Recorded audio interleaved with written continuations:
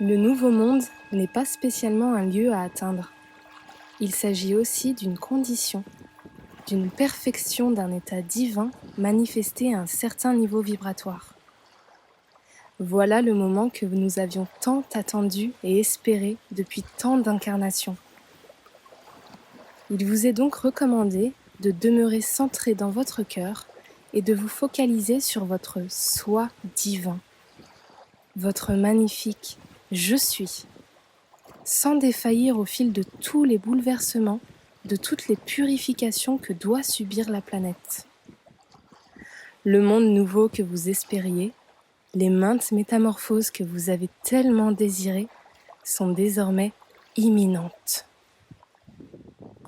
Il est impératif que vous renonciez à l'attachement à la situation passée, à la manière dont, à votre avis, devraient être les choses.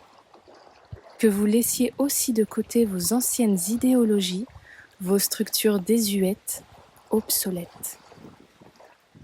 La vie, telle que vous la connaissiez, est sur le point de changer radicalement, et ce, pour le meilleur.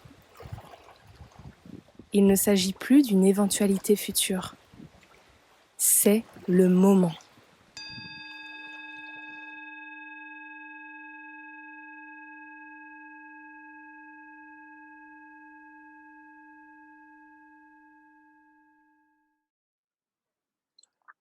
Bonjour à tout le monde et merci de me rejoindre dans cette 4e vidéo, ce 4e épisode de Le Nouveau Monde Selon. Et aujourd'hui, j'ai le plaisir de recevoir Nathalie Lefebvre, donc que vous connaissez probablement pour être une entrepreneuse, la directrice et une animatrice de Radio Médecine Douce, une coach et une auteure de livres dont C'est décidé, je m'épouse, et bientôt un nouveau livre qui va sortir qui est Célibataire en couple, si je ne me trompe pas, c'est ça? Exactement, Eric. Bonjour à Ok. tous. Donc, Nathalie, ce que j'aimerais te proposer comme petit jeu de départ, c'est de pouvoir nous expliquer un petit peu qui tu es, même si je pense que les gens te connaissent quand même beaucoup, mais d'expliquer qui tu es sans spécialement les étiquettes que je viens d'énoncer de coach, entrepreneur et tout. Est-ce que tu peux nous décrire un petit peu ça? Alors moi, j'ai toujours été une femme, qui était attirée par sa liberté. Donc ça a toujours été très important pour moi dans tout ce que j'entreprenais, d'avoir cette notion de: «Est-ce que j'aime et est-ce que je me sens libre?»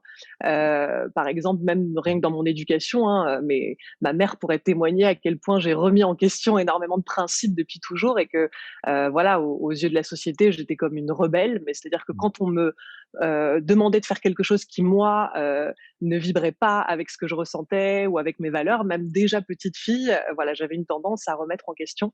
Donc j'ai toujours suivi ce qui me sentait juste et comme je disais, l'endroit où je me sentais vibrer et où j'allais me sentir libre, libre de pouvoir parler comme je le sentais, de vivre ce qui me semblait important. Et donc c'est un petit peu ce que j'ai fait dans tout mon parcours parce que j'ai toujours suivi un petit peu cette intuition qui m'a guidée. Et comme tu l'as énoncé, voilà, bien sûr, c'est des étiquettes professionnelles, mais ce qui m'a guidée à faire tous ces métiers, c'est justement l'amour en fait, c'est d'écouter Mmh. mon cœur, à quel moment il se mettait à battre. Donc par exemple, ce qui s'est passé, c'est que dans mon enfance, j'avais 2 rêves. J'avais envie d'être chanteuse et j'avais envie d'être journaliste. Et journaliste, c'est même venu parce que mon frère m'a un jour dit: «Tu écris bien, tu as envie de porter une information, tu as toujours des choses à dire, ça t'irait bien d'être journaliste». Donc je sais que c'était resté à ce moment-là. Et très vite, quand j'ai eu mon bac, j'ai fait 1 an d'université pour devenir justement journaliste. Je suis partie, j'étais à la Sorbonne, j'ai quitté, ce cursus parce que ça me plaisait pas justement, ça vibrait pas et je sentais pas que j'étais en train, de découvrir un métier réellement en substance. Donc j'ai été guidée, par, voilà, j'ai fait plein de petits métiers à l'époque pour pouvoir, ne serait-ce que gagner un peu d'argent et aider ma mère à la maison. Et tous ces petits métiers en fait m'ont menée, à pouvoir rencontrer un homme qui m'a laissé ma chance en tant que journaliste à l'âge de 19 ans. Donc je dirais que après tout s'est un petit peu ouvert par magie, mais je sais que le point de départ et j'oublie parfois, peut-être de le dire aux gens et c'est important parce que c'était ça en fait, c'était juste quelque chose qui vibrait en moi, l'envie de suivre un rêve, mais ce rêve-là n'est pas l'unique rêve de ma vie. Souvent j'ai l'impression que les rêves c'est un peu une poupée russe, tu vois? Tu ouvres une poupée puis tu en as encore une autre et aujourd'hui bien sûr que j'ai, réalisé sur ma to do list des choses à faire sur terre, déjà des choses qui étaient importantes pour moi, mais c'est évidemment que le début. Et donc, j'ai envie de dire que je suis une femme qui me laisse porter, toujours portée par ces valeurs de la liberté et de l'amour. Et puis, parallèlement, c'est vrai que j'ai toujours été une amoureuse de l'existence, des hommes aussi. Ça a toujours été une passion. Et je rigolais avec une amie, mais finalement, de me poser toutes ces questions sur l'amour, le couple, les hommes aujourd'hui, ça fait que j'ai une forme d'expertise aussi, à, comme tu le disais, écrire des ouvrages là-dessus. En tout cas, c'est ce qui me guide, pareil, c'est voilà, l'envie, l'enthousiasme d'aider les gens en fait à aimer. Et aimer pour moi, en tout cas, ça a été une de mes prises de conscience. Ben, ça passe par soi pour ensuite se déployer vers les autres et vers le monde et même vers la vie qu'on mène, parce que je crois que c'est ça, c'est une des clés du bonheur pour moi, c'est comment tu te réveilles incarné dans une personne, en menant une vie qui te fait kiffer et dans laquelle tu ressens de l'amour en fait, tout simplement sans chercher une quelconque réussite extérieure ou quoi que ce soit d'extérieur, juste comment voilà, on tisse une qualité de relation avec soi et comment on se fait kiffer soi-même dans la vie qu'on mène. Donc voilà, une présentation un peu alternative de ce qu'on pourrait dire, sans vouloir mettre d'étiquette, parce qu'encore une fois, si demain j'ai envie de devenir chanteuse de comédie musicale, c'est ce que je suivrai comme envie, et donc je me sens pas voilà, limitée ou juste derrière ces étiquettes-là. Voilà, j'explore ce qui me semble juste, ce qui génère chez moi de l'amour et de la passion. Écoute, merci. Je trouve que c'est une super présentation parce que justement, on se limite pas à dire je suis un tel, je fais ça, et donc se définir par une activité qu'au final, on fait à peu près un tiers de sa journée en moyenne, un petit peu plus pour les autres. Et je trouve ça important de pouvoir vraiment arriver aujourd'hui à pouvoir vraiment exprimer qui on est et qui on est plutôt à l'intérieur, dans le cœur, plutôt que qui on est d'après le label de la société, pour pouvoir se reconnaître les uns les autres et puis identifier de comment on pourrait, en gros, quand je dis se servir, mais c'est utiliser les compétences de la personne qu'on rencontre, parce que bah, je sais que bah, Nathalie, elle est journaliste, donc peut-être qu'elle pourra me répondre à ci ou à ça. Un tel est expert en coaching, l'autre fait plutôt de la méditation. Tiens, lui, c'est un plombier. Et non, en fait, derrière tout ça, il y a des gens en fait qui ont des rêves, comme tu dis, qui ont des aspirations, qui ont plus ou moins aussi certaines facultés ou difficultés à pouvoir vraiment mettre ça en œuvre et à le réaliser pleinement dans leur vie. Et puis là, bah, du coup, ça m'amène cette question, c'est que on pourrait croire que on te voit aujourd'hui, tu es une femme, épanouie, en plus, tu viens de te marier, tu as écrit des ouvrages, ça roule vraiment bien pour toi, en tout cas d'un aspect extérieur et de ce qu'on peut avoir comme modèle de réussite. Mais je suppose qu'à 19 ans, quand tu t'es lancée, guidée par ton cœur, alors que, si je me trompe pas, tu as dû passer par un parcours scolaire assez normal, tu vois? L'école primaire, collège, Ouais. lycée et tout, où on nous apprend pas spécialement à écouter ce qu'on a à l'intérieur, mais on nous apprend à écouter bah, l'autorité de l'enseignant, de la société, des parents, pour pouvoir faire un truc logique qui va te permettre d'avoir le modèle de réussite, quoi. Donc à 19 ans, comment tu as un peu passé au-delà de ça pour pouvoir vraiment te diriger avec ton cœur, en fait? Bah, c'est intéressant ce que tu dis parce que déjà, je pense que pour les proches et le monde extérieur, c'est-à-dire que quand on te propose des métiers, par exemple, quand on est au Mmh. lycée et qu'on nous dit, bah, tu vas aller voir la conseillère d'orientation, elle te donne aussi beaucoup d'endroits où, entre guillemets, il y a de la place, tu vois. C'est-à-dire qu'elle te dit, bon, bah, le métier de journaliste, vous savez, c'est quand même très bouché. Il y a énormément de monde qui veut devenir journaliste et très peu d'élus. Tu vois, donc on te dit ça pareil, j'en sais rien, quand tu veux devenir médecin, on te parle de la difficulté d'un cursus, etc. Et c'est-à-dire que moi, ces discours-là, je les ai jamais vraiment entendus. Je vais pas, par défaut, prendre une place parce que là, il y a un endroit à combler, en fait. C'est Ouais. comment, justement, comme tu le disais, ce qu'on nous apprend pas à l'école, mais comment je peux, tenter d'essayer de me connaître, en fait, ce que l'école ne propose pas. L'école nous apprend un savoir, voilà, très uniforme, et donc ce qui est fou quand on sort d'école et même au-delà du cursus qu'on a à suivre, même les écoles, les gens qui font des écoles de commerce, souvent sont quand même formatés, ou pareil quand tu fais une école de journalisme. Et chez moi, ça a été peut-être ma plus grande chance, ça a été celle de ne pas sortir d'une école. Et aujourd'hui, où je suis chef d'entreprise, je sais que je préférerais travailler avec des collaborateurs qui se sont construits par eux-mêmes et qui ne sont pas formatés à un système. Voilà, parce que justement, il y a la singularité, il y a l'originalité, il y a l'expérience aussi, parce qu'il y a beaucoup de gens qui apprennent en théorie, mais qu'est-ce que la théorie si elle n'est pas accompagnée de l'expérience? Donc, pour moi, c'est sûr que par rapport à d'autres métiers, je ne vais pas dire si on devient chirurgien, neurochirurgien, on est obligé d'avoir tu vois, d'apprendre quand même une matière. On ne va pas commencer à soigner les gens ou leur cerveau ou je ne sais quoi sans avoir une matière de compréhension. Mais Ouais. quand il s'agit de métiers comme celui d'être journaliste, donc c'est-à-dire d'être vecteur d'une information, pour moi, ça a été déjà avec quoi j'ai envie de m'engager en fait, qu'est-ce qui me parle dans cette existence et comment, par exemple, l'écriture, pour moi, comme tu le disais, il y a des choses qui sont présentes dans notre vie depuis toujours. Moi, j'ai toujours aimé écrire. Euh, je disais que j'aimais chanter, mais c'est parce que j'ai toujours eu un truc, quand on me donnait un micro depuis l'enfance, j'étais plutôt une petite fille très, très timide, mais à l'instant où on m'a acheté un micro, et surtout à l'instant où ma mère m'a inscrite à des cours de théâtre, en fait, il s'est passé quelque chose. J'ai réalisé que quand j'étais face à un public ou qu'on me donnait un micro, justement, il se passait quelque chose. Donc ça, c'est des éléments que j'ai découverts de moi et donc qui m'ont été, tu vois, ça a été comme une matière quand il s'agissait de me faire confiance. Et ben déjà, à l'âge de 19 ans, je pense que j'avais beaucoup de choses à apprendre. Évidemment, j'en ai toujours, mais voilà, j'avais cette confiance en fait de me dire que j'avais déjà réalisé ça de moi, c'est-à-dire que j'avais des atouts, que j'étais capable justement d'écrire. Alors après, ça a été quand même à 19 ans d'apprendre à écrire un article. Hein. Tu vois, c'est pas parce que j'écrivais dans mes journaux intimes mes passions amoureuses que ça suffisait à savoir écrire des articles, mais c'est pareil après comment on se donne les moyens. Tu vois, c'est là. Bon ben, on a un challenge à relever. Bon ben, pour des gens justement qui à minima se font confiance, et ben tu te donnes les moyens tout simplement. Donc c'est pas que je savais tout avant d'arriver, c'est que je me suis donné les moyens d'apprendre aussi et sur le terrain en fait. Donc, je ne sais pas si j'ai bien répondu à ta question, mais en tout cas, à l'âge de 19 ans, j'avais déjà, et je ne sais pas d'où ça vient, ça c'est quand même assez fou, mais j'avais déjà, ouais, comme je le disais, confiance en moi.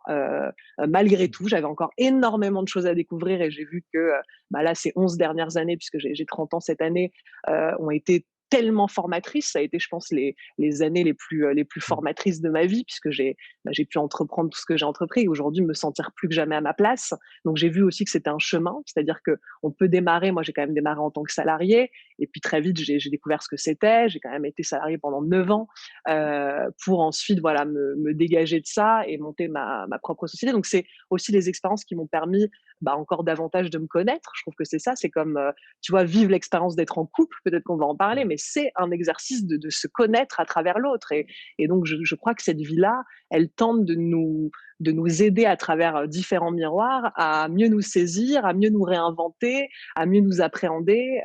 Voilà. Mais c'est vrai qu'à 19 ans, j'avais quand même un petit peu cette confiance en moi, même un peu beaucoup par rapport à d'autres que je vois encore aujourd'hui, peut-être à 50, 60 ans, vraiment avoir une difficulté à se dire, OK, je m'autorise à y aller, je m'autorise à essayer. Et donc après, c'est vrai que tout ce qui a suivi, ça a été très formateur et l'expérience m'a donné aujourd'hui ce bagage qui fait que je me sens pleinement légitime. Après, la question de la légitimité, elle s'est jamais trop posée chez moi. En fait, je trouve que quand on est là, tu vois, au cœur de ce qui nous appelle, en fait, on se sent légitime. J'ai jamais eu trop ce questionnement. Voilà. Puis j'ai continué de grandir dans ma confiance en moi, dans la reconnaissance de ma valeur, dans la découverte de plein de facettes que j'avais en fait et que je pouvais explorer. Voilà. Donc ça a été ça a été vraiment voilà un vrai chemin d'apprentissage et de découverte d'une expertise. Mais encore, je pense qu'on est tous chercheurs, donc je me sens pas vraiment experte, mais je me dis voilà, je suis une chercheuse à mon niveau et une penseuse aussi. Et je pense qu'aujourd'hui, ça pourrait pas mal me définir, c'est-à-dire que je me sens la responsabilité d'amener une pensée qui est peut-être différente de ce qu'on entend partout. Et ça, c'est encore une fois, ça rejoint un peu ma rébellion d'enfant, c'est-à-dire que moi, les sujets sur lesquels tout le monde dit la même chose, ça me gave. Et donc, j'ai envie d'amener une information différente. Donc, c'est ce que je fais avec mes livres. C'est sûr qu'il y a 4 ans, quand j'ai sorti C'est décidé, je m'épouse, c'était pas encore l'époque où tout le monde avait plus ou moins saisi que l'amour de soi était une base. Je trouve qu'on était quand même il y a quelques années encore un peu en retard là-dessus et que c'est venu. Aujourd'hui, c'est beaucoup plus accepté. Mais il y a encore 4 ans, je suis sûre qu'une nana qui écrit qu'elle s'est épousée, tu vois, c'est une matière qui peut être tellement entre guillemets moquée ou remise en question, enfin sans qu'on cherche à comprendre ce que je voulais vraiment dire, mais finalement c'est même pas ça qui s'est passé. Je me suis jamais sentie incomprise dans les messages que j'avais à transmettre. Et voilà, et c'est comme avec le livre aujourd'hui où tout ce que je peux faire ou tout ce que je peux dire, c'est l'envie d'amener une pensée alternative différente. La radio, c'est ça aussi, c'est de dire on a un système de santé qui fonctionne d'une certaine manière avec une certaine vision. Moi, ça me passionne de vous dire qu'il y a peut-être d'autres visions qui existent, parfois certaines depuis des millénaires, et que des visions qui donnent en tout cas, qui rendent une intelligence à notre corps, en tout cas parce que dans nos visions occidentales, c'est genre le médecin, c'est tout pour moi, donc moi, je ne suis pas censée savoir ce qui est bien pour ma santé ou mon corps. Pour moi, tout ça, c'est des aberrations. Donc voilà, à tous les niveaux, dès que je peux amener une information qui ouvre un peu justement nos œillères, on a vraiment des œillères sur beaucoup de sujets. Ça m'intéresse pas qu'on pense tous de la même manière, ça m'intéresse qu'on ait des opinions qui viennent un petit peu bouger les normes et bouger le monde. Donc voilà ce que je sens aujourd'hui porter vraiment pleinement. D'accord. Bah, si j'ai bien compris, en gros, heu, par rapport à ce que je te demandais au départ, ce qui est intéressant, c'est de voir que tu parles d'un apprentissage vraiment en continu. Alors qu'aujourd'hui, c'est vrai que quand on est dans le modèle scolaire, on se dit que de 6 ans à 18 ans et puis bon, peut-être quelques années en plus en fonction des cursus, on va avoir la phase d'apprentissage et ensuite on va avoir la mise en application de ce qu'on a appris. Mais que ça veut dire que plus ou moins, bah, quand on est à bac+5, quand on est docteur en médecine ou en physique ou peu importe, bah, on en vient à être expert de notre domaine alors qu'on n'a quasiment jamais rien vécu. Et c'est ça qui peut être C'est ça. compliqué, c'est que on a cette légitimité qui nous est donnée par l'extérieur, qui fait que, bah, on a une petite confiance pour aller juste là et nulle part ailleurs et que toi, en fait, tu es passé, bah, j'ai envie de dire à travers ça, de par ton caractère, tu es passé à travers ça en te faisant confiance tout de suite, en te disant: «Bah, moi, m'en fous de ce qu'on dit, je pars vers vraiment ce qui m'appelle» et il y a vraiment ce truc qui est hyper important, c'est que tout le cheminement, tout notre chemin de vie, pardon, c'est Mmh. vraiment un apprentissage en continu et qu'il y a pas une phase dans la vie où on apprend et une phase où on vit, quoi. C'est vraiment, je trouve important ça de le souligner parce que, moi je sais que dans les interactions que je peux avoir, il y a certains parents qui estiment que ils enseignent à leurs enfants et que leurs enfants ne peuvent pas leur enseigner.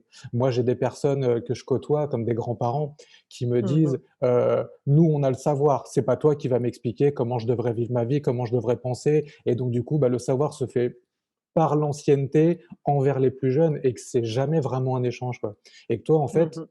ce que je vois, c'est à travers toi-même, tu as déjà inspiré, beaucoup de monde par qui tu étais et ton parcours et vraiment ce livre, c'est «Décider, je m'épouse». Alors je te le dis honnêtement, moi je l'ai jamais lu, j'en ai juste entendu Mmh. parler, mais je côtoie aujourd'hui beaucoup de monde et beaucoup de femmes dans le milieu où je suis, du coaching, de la naturopathie parce que, bah, il y a beaucoup plus une sensibilité féminine que masculine à travers ces voies-là et je vois que tu as inspiré énormément de femmes qui aujourd'hui le reprennent pour elles-mêmes ou qui l'enseignent à travers leur propre coaching et je me dis: «Bah, c'est génial», tu vois? Que ta parole, ta façon de voir les choses à travers ça puisse inspirer tant de monde et je pense que ça va m'amener un peu la question qui est le thème de la vidéo d'aujourd'hui. C'est vraiment, l'amour, je pense. C'est, pour toi, en gros, qu'est-ce que ça voudrait dire aujourd'hui de créer ce nouveau monde ou d'y cheminer ou de le construire ou de le co-créer, en fait? Comment tu verrais les choses? Alors déjà, pour rebondir sur ce que tu disais, je remarque quand même depuis de nombreuses années qu'il y a, et peut-être de par nos égos respectifs, ce besoin chez l'humain d'avoir raison. Donc déjà, il y a un grand truc dont je me déleste moi avec les années, c'est du besoin d'avoir raison. Alors, je dis pas que je suis encore parfaite, puis il y a dans ce discours-là aussi beaucoup d'inconscient. C'est-à-dire que parfois avec mon mari, j'ai envie d'avoir raison sur un sujet, donc je vais pas non plus, voilà, dire aujourd'hui à 100 que je ne cherche plus parce qu'il y a des moments où je me rends même pas compte que je cherche à avoir raison, mais j'essaie au maximum de réaliser. Alors déjà, je trouve que plus on mûrit et plus on saisit qu'on ne sait rien. Tu vois, il y a cette notion-là un petit peu. Il y a des moments dans ma vie, je pense qu'à 20 ans, je pensais mieux saisir le monde qu'aujourd'hui à 30 ans. Et pourtant, suite à un cheminement spirituel, de compréhension, de conscience, donc déjà, je m'ouvre à cette forme d'humilité. Bon, ce mot peut être un peu repris de plein de manières, mais de me dire en fait, bon, la vie, je vais pas arriver en pensant que j'ai raison sur comment elle fonctionne, sur comment les choses passent. C'est-à-dire que j'ai des convictions, mais j'ai pas de certitude, tu vois? Et ça, c'est pour moi, une subtilité assez importante. Donc, ce que je remarque déjà, c'est ce cheminement que j'ai fait aujourd'hui, de ne plus chercher à imposer ma pensée, mais de l'incarner déjà. Donc ça a été une vraie compréhension pour moi, parce que ce qui me touche aujourd'hui chez les gens, euh, des gens qui transmettent justement leurs pensées, c'est des gens qui incarnent ce qu'ils disent. Et c'est vrai que Gandhi et tout ce que ces grands hommes ont pu nous laisser, c'est un peu l'idée de OK, tu as envie d'amener ta touche dans le monde et bah, Mmh. déjà incarne-la en toi. Il y a des problématiques dans le monde extérieur qui te dérangent et bah, pose-toi la question de en quoi toi-même tu es en train déjà de les nourrir. Tu vois, il y a plein de gens qui s'offusquent de la violence faite aux femmes, mais c'est les Mmh. premiers à, ne pas être présents à leur compagne, à lui parler parfois avec agressivité. Alors on va pas dire qu'on est parfait dans le couple, mais qu'à un moment donné, pour moi, c'est important de nettoyer, bah, balayer devant sa porte comme on dit, avant entre guillemets, de prendre position. Je me dis aussi souvent, je suis féministe par essence, mais c'est pareil, c'est-à-dire qu'aujourd'hui, bah, il y a sûrement des femmes qui s'engagent dans la cause des autres femmes, mais parce qu'elles ont au départ une blessure. Et c'est pas le problème d'avoir une blessure au départ Mmh. qui peut nous guider vers cet engagement, c'est comment je me soigne au maximum en fait de cette blessure-là pour être le plus juste possible et pour ne pas mettre derrière ça, tu vois, que ce soit teinté d'une revanche, d'un besoin de justement bah, guérir sa propre histoire. Donc je crois qu'il y a vraiment cet intérêt-là, tu vois, je crois presque que si je dois laisser quelque chose sur cette terre, ce serait quelque chose que je ne laisserais pas, c'est-à-dire ne pas laisser la trace de mes blessures, tu vois, ne pas avoir abîmé d'autres Mmh. de choses que je n'ai pas, dont je ne me suis pas responsabilisée et que je n'ai pas pris en charge. Donc ça, c'est vraiment un deal avec moi qui est extrêmement important. Ouais. Encore une fois, tu me dis si je bifurque un peu sur tes questions, mais parfois dans C'est mon très bien. esprit, ça part un petit peu dans tous les sens. Donc, cette question comme tu dis, du nouveau monde, bah, c'est déjà pour moi cette valeur de comment on peut bah, se responsabiliser soi, prendre en charge ce qui nous appartient. Et ce qui nous appartient, voilà, c'est tout au long de notre vie, comment on peut justement avoir cette intelligence de ok, ça c'est quelque chose que j'ai à régler en moi, de pas chercher à imposer à l'autre une vérité ou une vision parce que ça nous rassure que le monde extérieur ou les autres nous valident par besoin de reconnaissance ou de je ne sais quoi. Donc déjà, c'est ça aussi, y faire très attention.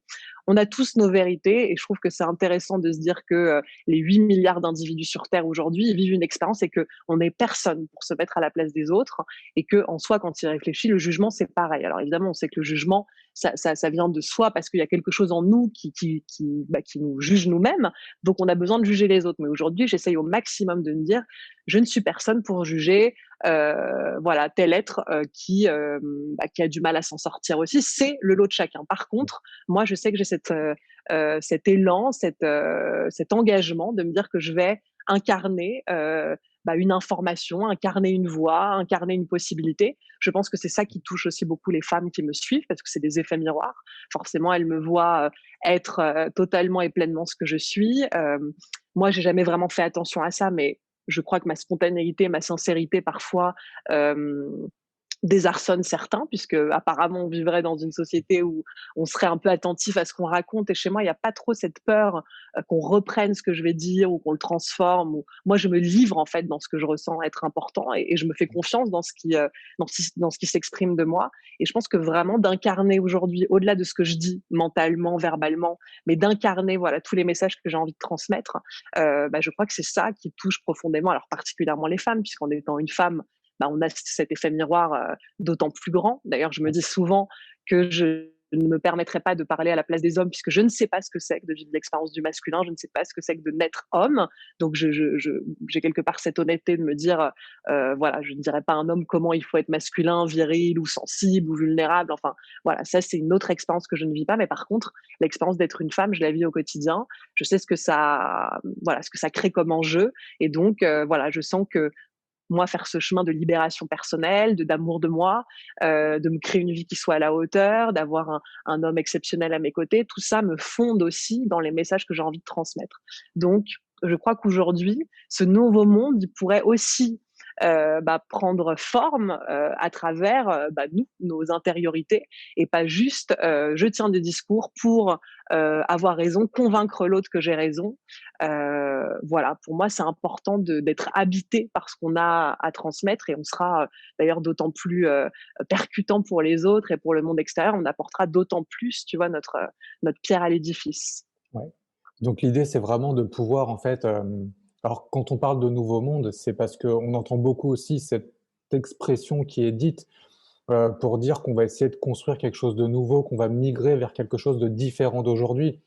Après, de ce que j'entends, c'est plutôt une transition par rapport à notre comportement, la façon dont on se priorise, la façon dont on prend conscience qu'on est connectés les uns aux autres et que chacun, de par son expérience, a du coup sa vérité, comme tu le disais, et que notre but, c'est vraiment de pouvoir exprimer qui on est profondément à l'intérieur de soi, tout en laissant la place à l'autre d'exister, quoi.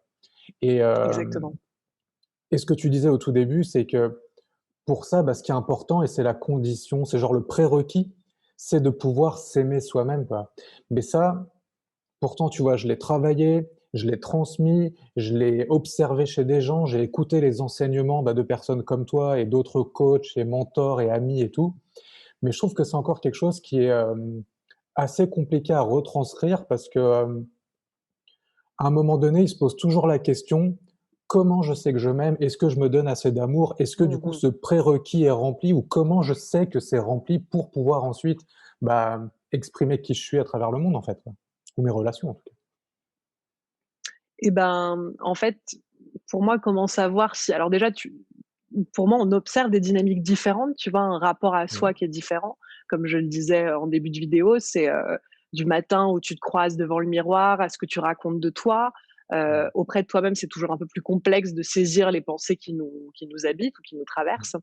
Mais c'est même quand on parle de soi aux autres, tu vois? D'être un peu attentif à: «Est-ce que là, je viens de dire quelque chose qui me voilà, qui me valorisait ou est-ce que je viens de dire quelque chose qui me limite?» Donc c'est, être très attentif en fait à son hygiène de pensée parce que je pense que d'ailleurs l'hygiène de pensée, ou travailler sur son système de pensée est une manière de manifester, des choses très différentes dans sa vie. C'est-à-dire qu'on se raconte tout un tas de choses, consciemment et inconsciemment et c'est comment en prenant un peu plus conscience de ce qu'on se raconte qu'on transforme une réalité. Moi, c'est en tout cas comme ça que j'accompagne aussi les autres parce que ça, Mmh. ça a été, voilà, une vraie révélation pour moi et comment on sait qu'on s'aime? Alors déjà sur ta question de, c'est peut-être différent pour chacun, tu vois? C'est-à-dire de moi, la manière dont je me sens aimée par les autres, elle est peut-être différente de la manière dont toi tu te sens aimé. Donc c'est Ouais. déjà peut-être, de prendre conscience de comment on se sent aimé. Tu sais, il y a un auteur qui a parlé de 5 langages de l'amour. Souvent, Oui. on parle ça dans le couple parce qu'on dit, par exemple, une femme a besoin d'entendre qu'elle est belle,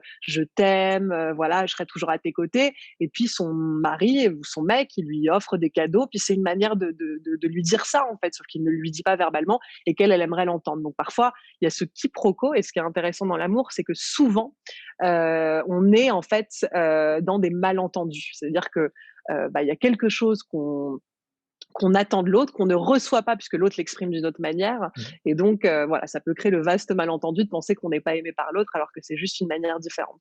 Donc c'est déjà peut-être se poser cette question-là. Moi, je me suis demandé, comment je me sentais, aimée par les autres. Tu vois? J'ai réalisé que, les hommes de ma vie, ça avait toujours été important pour moi, qu'ils me fassent, vivre une vie d'aventure, tu vois? Une vie surprenante, Mmh. une vie enthousiasmante. Et bien, ça, par exemple, je sais qu'à un moment donné, j'ai réalisé totalement et pleinement que je ne me faisais pas vivre cette vie à ce point-là exaltante, ce que j'attendais d'ailleurs. J'attendais que les hommes de ma Mmh. vie me surprennent et je me suis dit: «Mais qu'est-ce que je me fais vivre à moi?» Donc à ce moment-là, ça a été la prise de conscience de me dire: «OK, je me prends un billet d'avion, je vais, à l'autre bout du monde, à La Réunion, je vais explorer, je vais passer du temps avec moi, je vais apprendre à vivre avec moi et aimer ça, en fait». Et donc ça a été par plein d'expériences que je me suis offerte, Mmh. voilà et notamment celle de partir avec mon sac à dos toute seule et tu vois, de me retrouver, dans un autre contexte que celui du quotidien, mais voilà, profondément en face de moi-même et d'observer ce qui se passait et c'est au fur et à mesure de ces expériences-là que, j'ai bien vu que c'était juste un bonheur d'être avec moi, d'être dans ma solitude, aujourd'hui, je ne crois pas qu'il y ait aucune pensée, négative sur moi, du matin où je me regarde dans la glace, même si j'ai mal dormi, même si j'ai les cheveux Mmh. gras, même si d'ailleurs toutes mes formations en ligne, je les fais toujours, sans maquillage, presque, en pyjama ou tu vois? Ou presque. Mmh. C'est-à-dire que je tiens aussi à montrer aux femmes, que, voilà, c'est important parce que moi je m'assume dans toutes les facettes de moi et que je ne me trouve pas plus belle, hyper sapée avec un super maquillage que, quand je me lève le matin en voilà, tu vois? En pyjama, juste au naturel parce que pour moi, la beauté se joue à un autre niveau et c'est beaucoup ça que je transmets aux femmes. C'est-à-dire qu'en fait, toute la société nous a superficialisés. C'est-à-dire que les femmes ont été mises dans cette case parce que pendant des centaines d'années, ce que tu avais à prouver en tant que femme, c'était l'extérieur. Donc l'extérieur. que ton intérieur soit reluisant, que tout soit bien rangé, que tes enfants soient Mmh. propres, bien élevés, et que toi-même, en fait, tu devais être cette femme qui présente, en fait, était une vitrine. Et donc pendant, je pense justement toute cette partie de l'histoire, hein, qui est quand même, c'est très récent que les femmes aujourd'hui aient accès, ne serait-ce qu'à à leurs propres finances, au fait de pouvoir, voilà, avoir une totale liberté à travailler, à gagner leur vie, Ouais. à être justement sans un homme. Et donc, je trouve que les femmes aujourd'hui, quand elles te disent qu'elles ne s'aiment pas, elles vont te dire: «Je m'aime pas parce que, j'aime pas mon visage, j'aime pas mon nez, j'aime pas mes genoux, puis j'ai de la Mmh. cellulite et puis je suis trop grosse ici».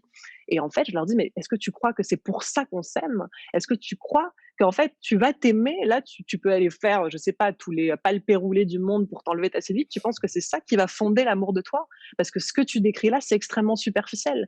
Et je lui dis: «Est-ce que l'homme qui partage ta vie, est-ce que tu l'aimes parce que juste tu le trouves parfaitement beau chaque jour?» Mais la beauté ne se joue pas à ce niveau-là. Et donc, par exemple, c'est montrer l'aberration de nos fonctionnements, tu vois? Moi, l'homme que j'aime, c'est pas une question de est-ce que je le trouve beau physiquement, c'est une question de à quel point je suis amoureuse de son âme, amoureuse de son cœur, amoureuse de Mmh. tout ce qu'il peut entreprendre dans la vie. Je suis amoureuse de ses rêves, de toutes ses qualités, de sa générosité, de sa présence, de son envie très humaine d'apporter du bien au monde. Je suis amoureuse de bien d'autres choses en fait que ça. L'homme que j'aime, même parce qu'il me trouve audacieuse, voilà, enfin pour bien d'autres qualités et des qualités beaucoup plus intérieures. Et après, voilà, ça ne veut pas dire qu'on doit complètement se laisser en jachère et ne plus jamais s'occuper justement de cette vitrine, mais c'est vraiment un juste milieu de tout ça. Et c'est déjà faire comprendre aux gens que pour moi, s'aimer ou ne pas s'aimer, ça n'a rien à voir avec est-ce que juste physiquement je suis à la hauteur. Et Ouais. donc la société a construit évidemment plein de frustrations chez les gens et peut-être particulièrement chez les femmes, même si je pense que ça touche évidemment aussi les hommes. Les complexes, il faut savoir que nous complexer rapporte énormément d'argent. Donc voilà, l'amincissement, par exemple, c'est un business qui rapporte à l'échelle du monde voilà, un fric phénoménal. Et donc, on ne va pas aujourd'hui aider les femmes à se trouver belles telles qu'elles sont. Encore une fois, ça ne veut pas dire que si tu vis un moment une obésité morbide et que t'es mal dans ta santé, que bien sûr qu'il y a des choses à un moment tu vois, à prendre en charge justement, dont il faut se responsabiliser. Mais c'est pas les quelques kilos pour lesquels les femmes se rendent la vie impossible. Ouais. En trop, j'allais dire en trop, mais en fait d'ailleurs c'est en trop, c'est un jugement. Voilà, les quelques kilos qu'elles jugent en trop, Mmh. c'est pas ça qui va t'empêcher à un moment donné de te regarder vraiment profondément en face et te dire mais qui suis-je et qu'est-ce que je me fais vivre.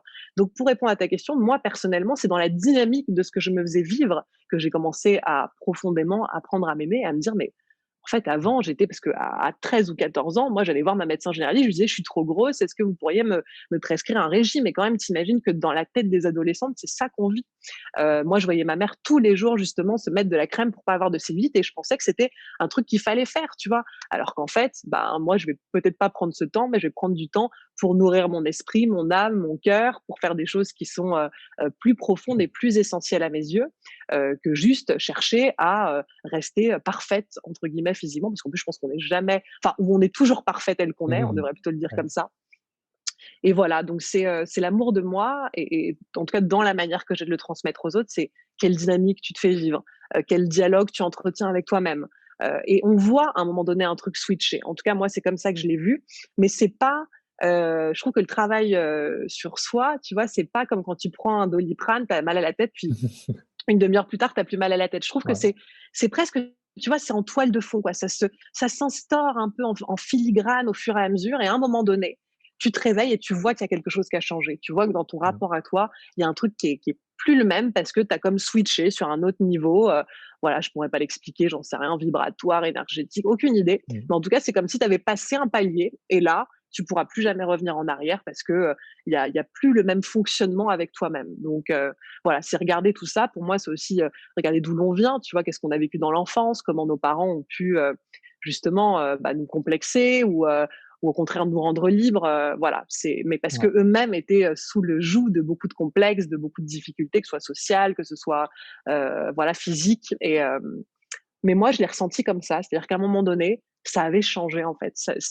Je m'aimais et je me sentais bien en moi-même. Et la peau, tu vois, on dit être bien dans sa peau, la peau dans laquelle je vis, je me sens juste parfaitement bien en elle, quoi. Enfin, à Ouais. incarner cette peau-là justement et pas une autre, pas chercher à être une autre. D'accord. Donc en fait, c'est vraiment En fait, c'est comme tout apprentissage finalement. C'est qu'au début, quand c'est pas inné de se dire bah, je m'aime et je fais ce que je veux comme je veux, peu importe ce que les autres disent, ça reste comme un apprentissage où tu vas consciemment aller par la répétition de faire quelque chose que t'aimes, identifier ce que t'aimes, identifier comment t'aimes recevoir de l'amour et qu'est-ce qui te donne de l'amour au quotidien, que ce soit par juste lire un bouquin ou être en contact de gens ou peu importe.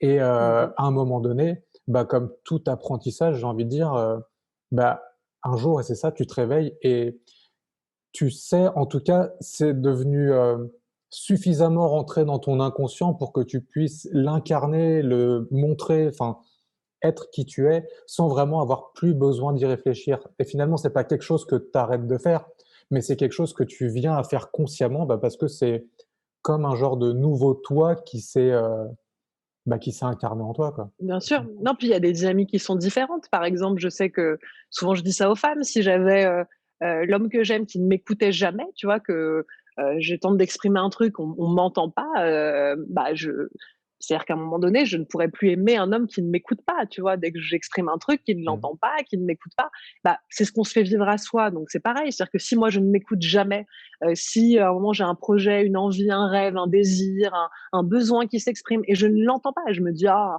tu vois, enfin, je referme la porte à double tour, bah, là-dessus, on ne peut pas fonder un socle d'amour, en fait. Mmh. C'est comment, dans ces dynamiques-là au quotidien, et après, c'est ça qui se met en place, tu vois, c'est comme une hygiène de vie avec soi-même, c'est que bah, tu es à l'écoute de tes besoins, mais ça se fait naturellement, tu entends ce qui est important pour toi, tu sais placer tes limites. J'en sais rien, dans le couple, par exemple, si l'autre a absolument envie de faire quelque chose, mais que toi, que tu es crevé, fatigué, bah, moi, j'ai appris aussi que quand je me forçais à faire quelque chose pour faire plaisir à l'autre, en général, j'étais pas de Mmh. bonne compagnie après, donc il valait Mmh. mieux juste exprimer et dire bah écoute, là pour moi c'est plus juste de faire ça. Voilà, c'est comment après dans toutes nos dynamiques de vie, on met en place des choses où justement on crée du respect, de l'écoute, de l'attention à soi. Et pour moi ça fonde l'amour, parce que c'est ce qu'on vit d'ailleurs avec l'autre. On se sent Mmh. aimé et heureux avec l'autre quand on est entendu, quand l'autre est attentif, quand voilà, quand l'autre est attentionné, c'est quelque chose de très important pour moi. Tu vois, bah, je suis attentionnée avec moi. Mmh. Là, pour la sortie de mon livre, je me suis fait un super cadeau. Je vais être quand je suis un peu fatiguée, que j'ai mal au dos, tu vois, bah, je sais pas, je vais aller prendre un temps pour moi, me faire un massage. Pour moi, c'est des manières d'être attentionnée. Donc, Ouais.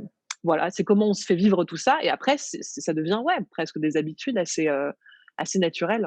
Ouais, parce que tu as plus à te culpabiliser de faire quelque chose pour toi ou de pas assez donner à l'autre parce que quand tu es en relation de couple, marié ou pas, bah, tu as un peu ce sentiment de en fait, de devoir De donner pour t'oublier. ouais, voilà, et de Ouais. devoir donner pour 2 quoi. Et c'est vrai qu'aujourd'hui alors je voulais juste revenir sur un truc que tu disais avant Mhm. d'enchaîner sur la question qui va me venir, mais c'est que par rapport au fait que tu proposes aux femmes de s'épouser, je trouve ça hyper important parce que, aujourd'hui le modèle, mais qui traîne depuis, hyper longtemps, c'est le père, l'homme, amène la femme jusqu'à l'autel pour faire une espèce de passation de pouvoir et j'étais responsable de toi, de ton bonheur, de ta vie, de tout ce que tu veux, et maintenant je transmets cette responsabilité à ton mari, en fait. Et c'est à Mhm. travers lui maintenant que tu vas pouvoir t'exprimer, quoi. Et c'est pour ça que je trouve que bah déjà s'épouser soi-même, c'est symboliquement hyper important parce que c'est toi qui prends ta responsabilité pour toi de te donner tout ce que tu as évoqué. Mais c'est aussi parce que quand on est en relation, moi tu vois, j'ai toujours entendu dire mon père, enfin appeler, toujours entendu mon père, pardon, appeler ma mère sa moitié. Et au Ok. premier regard, c'est hyper attendrissant, tu vois? Ils sont vraiment, genre: «C'est ma moitié, sans toi, je suis pas complet». Alors oui, c'est beau, parce que ça peut donner une grande preuve d'amour à l'autre, mais d'un autre côté, en grandissant, j'ai trouvé ça hyper dérangeant. Ça veut dire que toi-même, tu es pas suffisant et que tu as Mhm. besoin d'une vie et ça peut culpabiliser énormément de gens qui sont célibataires ou qui trouvent pas spécialement l'amour et je sais pas si c'est de ça que tu parles dans ton livre d'ailleurs actuel, là, qui va sortir, Oui, oui, c'est mais c'est totalement et pleinement ça, ouais. Mm. quand j'entends, célibataire en couple, bah, c'est un peu ça que j'entends, quoi. C'est on est 2 entités séparées qui décident de former une autre entité, mais ça veut pas dire que les Mhm. 2 n'existent plus individuellement, quoi. C'est tu peux m'en dire un peu plus Complètement. par rapport à ce que tu Après tu vois, c'est intéressant parce que je sais pas, quel âge, ont ou avaient tes parents. Moi, Mmh. les miens, ils ont 70 ans, tu vois? Donc c'est aussi une génération qui a été charnière. C'est-à-dire que, pour nos grands-parents, par exemple, moi, j'ai plus mes grands-parents, mais j'étais très, très proche d'une de mes grand-mères. Ma grand-mère, en fait, comme tu dis, elle est passée de l'autorité j'en parle dans mon livre, d'ailleurs, je lui ai dédié mon 2e livre. Elle Mmh. elle est passée de l'autorité de son papa à celle de son mari.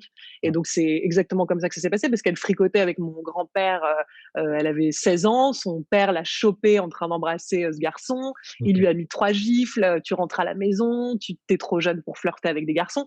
Puis mon grand-père a été demander l'autorisation, de pouvoir fréquenter justement la fille de mon arrière-grand-père et enfin ma grand-mère du coup et donc ça, c'est déjà intéressant dans la logique parce que c'était il y a seulement 2 générations au-dessus de moi. Donc tu imagines, c'est hyper récent. C'est pour ça qu'aujourd'hui, on est comme dans un tout est possible en fait. Ce qui est intéressant, c'est qu'on nous a enfin, ce qui est intéressant et l'aberration, c'est qu'on nous a soi-disant raconté que nous, les jeunes générations, ne savions plus, faire vivre un engagement, marital et amoureux. Sauf qu'en fait, nous n'avons Ouais. plus les mêmes codes qu'avant et tu vois, la génération de nos parents qui a été celle qui est la charnière, bah, ils étaient perdus puisqu'avant, justement, ils étaient clairement la moitié de l'autre puisque à une époque où socialement, tu avais besoin, ben, d'une femme pour fonder un foyer et tu avais besoin d'un mari pour assurer ta sécurité, tu avais besoin de l'autre et tu étais concrètement une moitié, c'est clair. Tu vois? Sauf que justement pour nos parents, ça a été l'entre-deux. C'est-à-dire ils ont connu ça chez leurs parents et chez leurs enfants, bah, chez nous déjà c'est complètement obsolète. C'est-à-dire que Ouais. ce modèle, il est terminé. Aujourd'hui, c'est plus ça, les hommes et les femmes ne veulent plus ça. D'ailleurs, on remarque, bah, chez nos générations que, on a tous envie d'être libres en fait et moi quand on me disait: «Ah bah, profite bien parce que quand tu seras en couple, ce sera pas pareil». Alors déjà, opposer profiter et se ranger, excusez-moi, mais non merci. Enfin, tu vois, tous les termes qu'on m'a amenés Mmh. comme ça, on m'a dit: «Bah, voilà, c'est vrai que, là, tu profites de la vie, après tu vas être avec quelqu'un ou même avoir des enfants». Tu vois, tout ce qu'on peut me dire sur, bah, tu sais, c'est important que tu vives vraiment pleinement, parce qu'après voilà, c'est autre chose encore qu'on vit. Voilà, moi je m'oppose un peu à ces notions-là. Moi, j'ai envie de vivre la vie, mais que voilà, qui m'appelle en fait, à chaque instant. J'ai envie d'être libre de prendre les décisions importantes pour moi et en dehors de mon mari. Parce que, comme tu le disais, c'est ma responsabilité de me rendre heureuse, tout comme, c'est la responsabilité, voilà, de l'autre de se rendre heureux à son tour. Donc comme tu dis, c'est très obsolète de voir 2 moitiés qui se formeraient enfin, qui se rencontreraient Ouais. enfin pour former un tout et malheureusement, comme tout ça, c'est très récent et bah, pour beaucoup, c'est compliqué d'y voir clair parce que voilà, on a un peu du mal à faire le tri dans tout ce qu'on nous raconte et non, ce n'est pas vrai pour déculpabiliser les gens. Non, ce n'est pas vrai que notre génération ne sait plus s'engager. Au contraire, elle va avoir l'opportunité de s'engager sur une liberté. Et quoi de plus Mmh. fondamentalement engagé que de prendre une décision dans une totale liberté de choix, c'est-à-dire je peux décider aujourd'hui d'être seule en tant que femme, je ne serai pas une paria de la société, même si bon, on peut imaginer encore que la société peut voilà, juger les femmes qui décident de vivre seules sans enfants. Mais voilà, c'est Mmh. encore plus comme la génération de nos grands-mères où là, elles prenaient un vrai risque d'être complètement mis au banc de la société Ouais. et même d'être considérées comme, j'en sais rien, des sorcières il y a encore plus longtemps. Enfin, tu vois, des femmes qui décidaient de leur indépendance, de leur liberté, c'était quand même extrêmement mal vu. Donc, il n'y a pas de revanche à prendre, on a juste de la chance. Moi, Mmh. je remercie chaque jour d'être née femme à cette époque parce que je trouve qu'on a toutes les possibilités et c'est ça qui est important. Donc les femmes, c'est comment on leur redonne leur capacité à s'autoriser justement, à être libres. Et comme tu le disais, c'est-à-dire que dans le couple, bah, comme il y a, et c'est Oscar Wilde qui dit ça, «Le couple, c'est ne faire qu'un oui, mais lequel?» Tu vois? Et cette citation, elle m'a toujours marquée parce que c'est vrai qu'au bout d'un moment, à force d'être dans le champ de l'autre, il y a une difficulté à se à se, à savoir qui on est en fait en dehors de l'autre et ça c'est pour nous tous un petit peu le cas. C'est-à-dire que quand on baigne l'un dans l'autre pendant, voilà des mois, des années, justement il faut une grande force d'indépendance, il faut peut-être, du temps chacun pour soi. En tout cas dans ma vision, hein, j'ai pas de vérité, mais, je sais qu'il y a des couples fusionnels qui marchent comme ça, qui travaillent ensemble et tout. Pour moi, c'est pas du tout possible. C'est-à-dire que pour moi, c'est même, hem un non-sens. C'est-à-dire que pour dans mon expérience, Mmh. le désir naît aussi, tu vois, bah, de retrouver l'autre dans ce qu'il fait, de l'admiration de ce qu'il fait, d'être surprise, heu, moi, j'ai besoin de prendre de la distance pour encore mieux apprécier la présence, tu vois. Voilà, c'est pouvoir avoir une espèce d'intelligence relationnelle qui fait que l'autre, en fait, il va continuer de me faire rêver, de créer chez moi un désir fou pendant encore des années, parce qu'en fait, son bonheur lui appartient, c'est sa responsabilité, parce qu'il se fait vivre un truc génial, et que ce truc génial qui se fait vivre, il le ramène au sein du couple. Et donc, du coup, moi, je crois que quand les gens se font chier dans le couple, il faut juste se poser la question de, mais en fait, c'est toi qui te fais chier avec toi-même, parce que l'autre n'est pas garant de comment justement ta vie, elle est palpitante en fait. Donc, je crois que ce qu'on fait vivre chacun de notre côté, comme tu le disais, c'est vraiment deux entités pour moi, nos deux individualités. Et c'est ce qu'on ramène dans le couple. Mais si ce que tu Ouais. te fais vivre, c'est de la merde, tu ramènes ça dans le couple aussi. Donc, c'est à un moment donné, réfléchir à tout ça.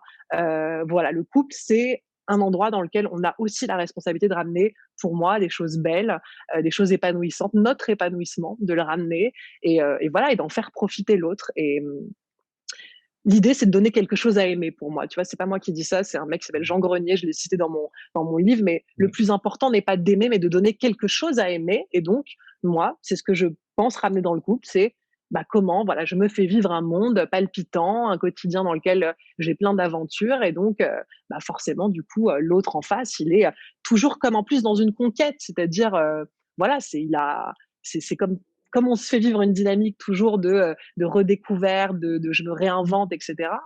L'autre, il est sans cesse en train de se dire, mais waouh, en fait, j'ai encore envie de la séduire, de la reconquérir. Et moi, j'aime voilà, vivre en parallèle cette dynamique-là. Je la trouve intelligente. Je trouve qu'elle maintient du désir. Je trouve elle empêche, entre guillemets, l'ennui, mais je sais pas trop ce que c'est l'ennui dans le couple, parce que pour moi, encore une fois, c'est des choses qu'on vit à l'intérieur de soi.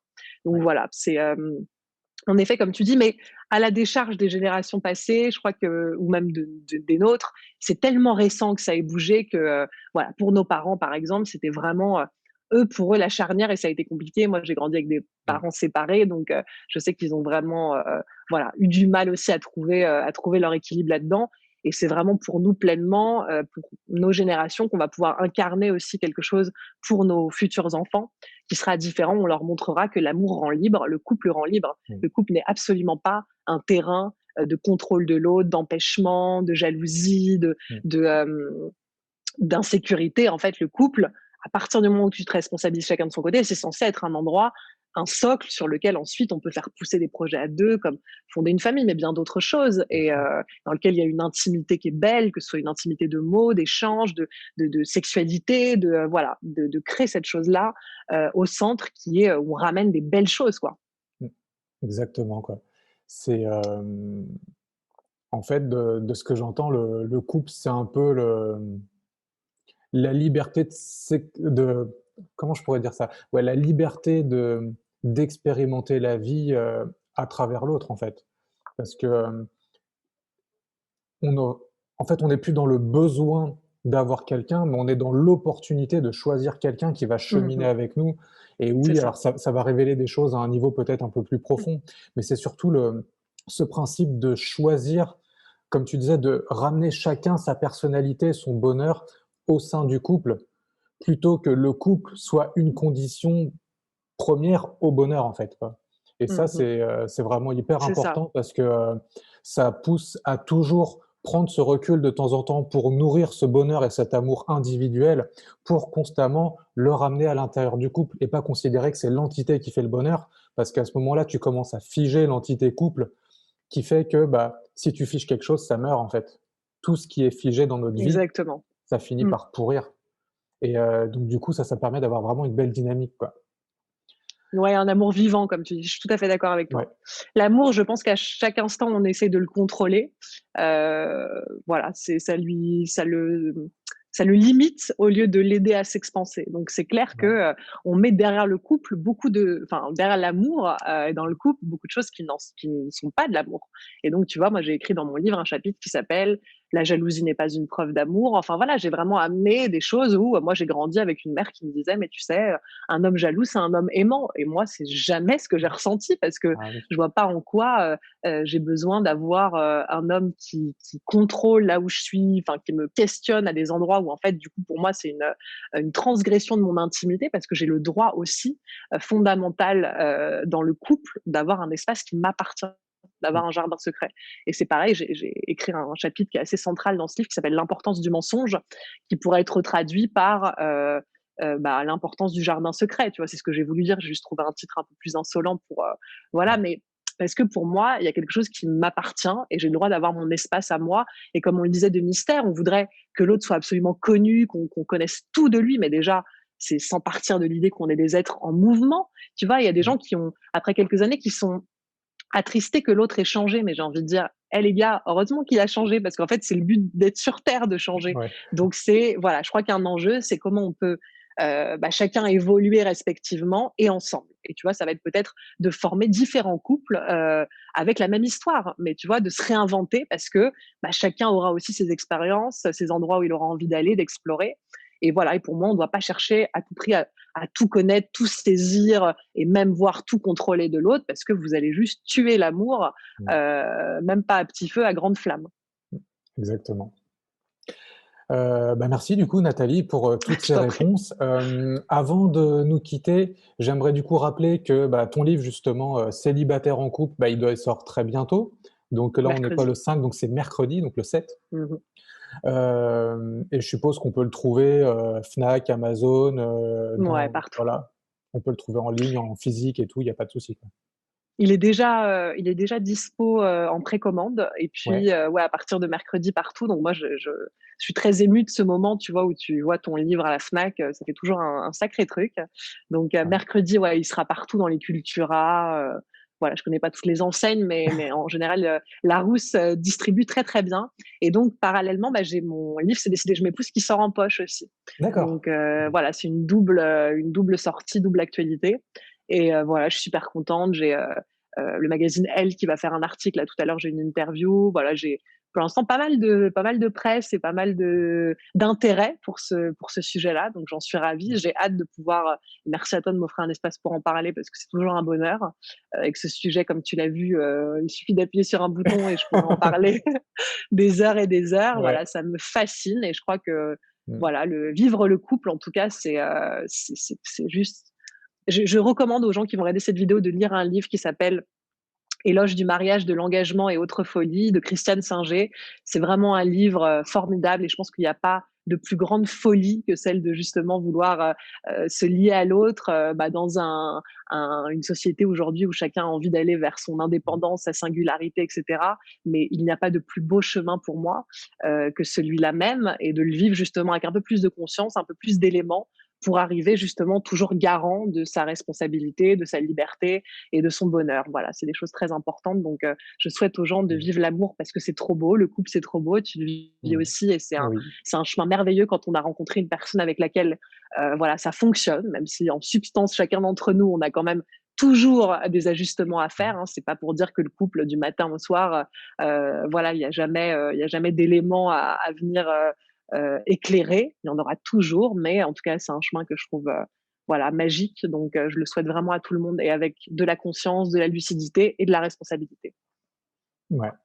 Écoute, merci pour tous ces mots, merci pour ce que tu transmets, merci d'avoir accepté, de Avec répondre grand parce qu'on plaisir. pourrait croire aussi que aujourd'hui, tu as un stade où, tu vas parler à la télé, tu vas parler dans les grands journaux et tout et moi sur ma petite chaîne où il y a moins de 100 abonnés tu m'offres aussi la possibilité de faire passer ton message à tout plein de niveaux et c'est vraiment, je trouve, hyper généreux de ta part et aussi ça montre que, c'est pas parce qu'à un moment donné aussi on réussit, c'est pas parce qu'on a une certaine voix que quand je parle de voix, je parle avec un X et avec un E.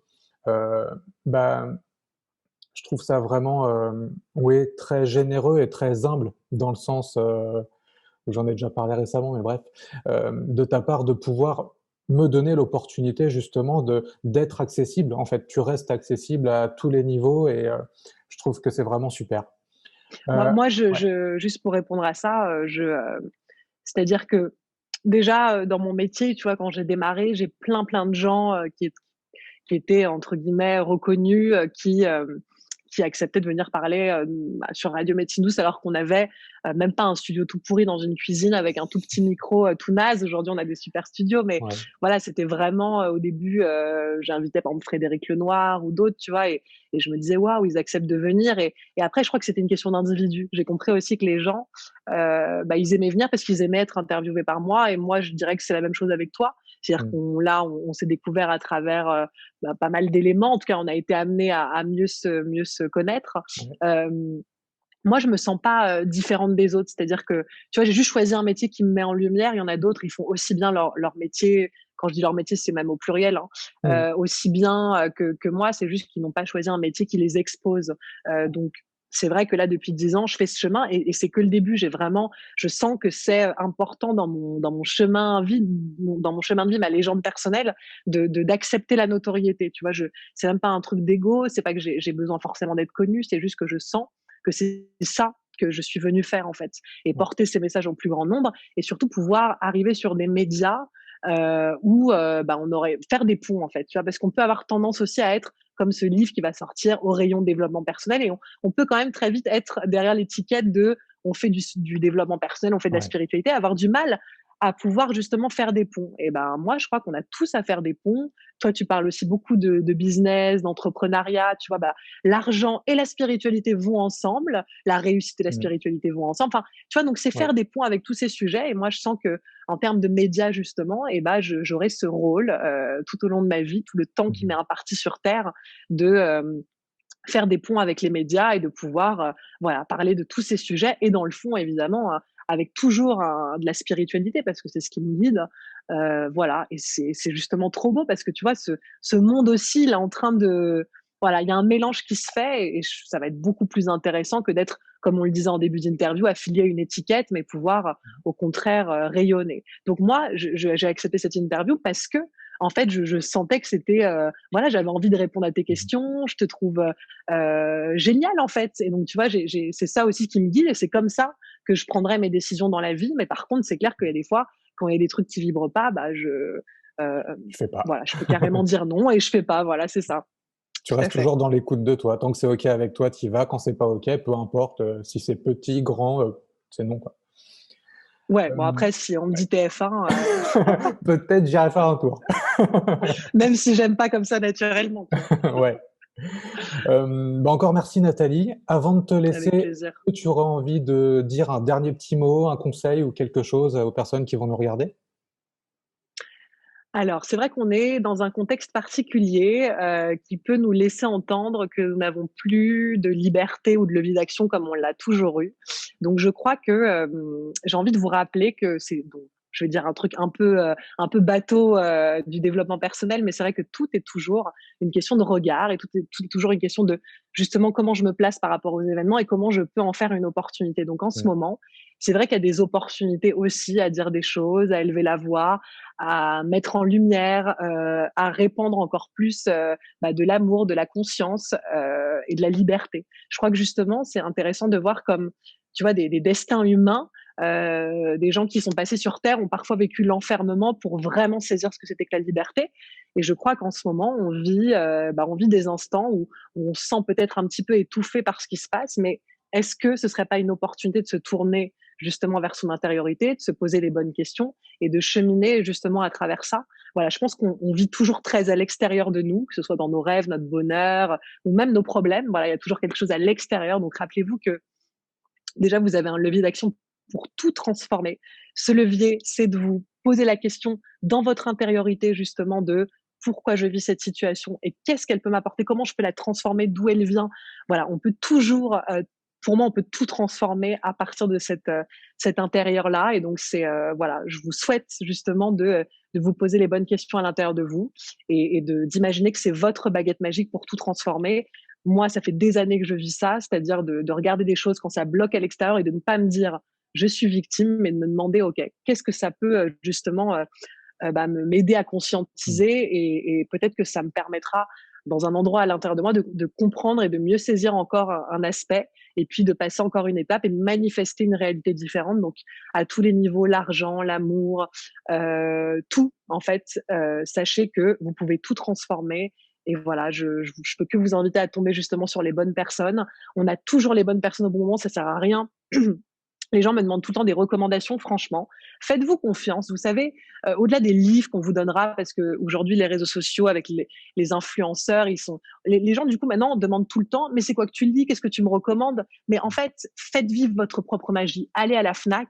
N'achetez pas forcément mon livre. C'est en plus de ça, ça paraît contre-productif ce que je dis, mais c'est juste quand vous vous questionnez, demandez à votre être, à votre âme de vous guider en fait à trouver la réponse. Allez dans une Fnac, lisez des livres, trouvez le mot, la phrase, le chapitre qui viendra créer quelque chose chez vous, ou un livre, ou une série. Enfin, voilà, un déclic en tout cas. Mais vous êtes guidés, on est tous guidés, vraiment. Et quand vous avez l'impression d'être perdu, et ben peut-être prenez conscience que vous êtes juste en train de, voilà, de repasser une norme ou une étape différente dans votre vie.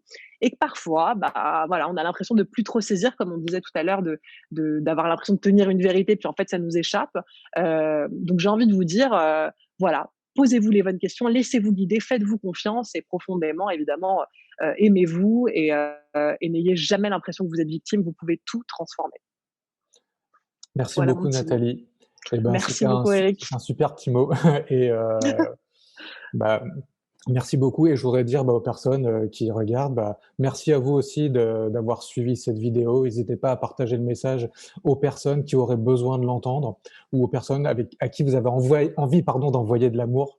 Et puis, en attendant, je vous dis à très bientôt pour un nouvel épisode. À bientôt. Nos vies sont sous l'insigne de la créativité. Nous apprenons les uns des autres. Nous nous enseignons mutuellement. Ainsi, nos dons se multiplient, les bénédictions se disséminent et nous moissonnons une abondance sans fin. On ne garde rien pour soi.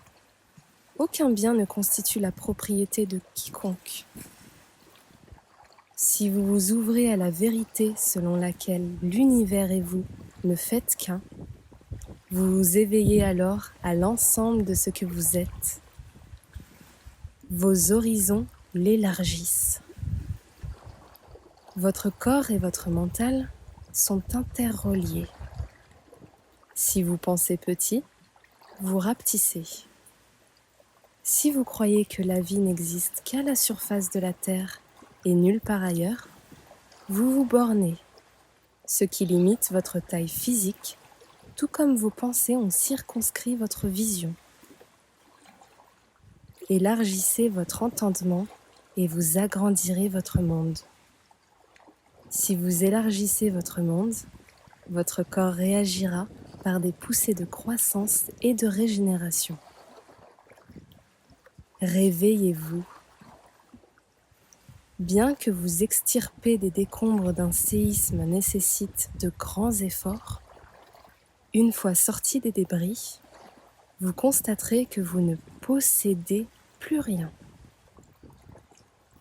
Le choc vous réveillera et vous prendrez conscience qu'il ne vous reste plus que vous-même.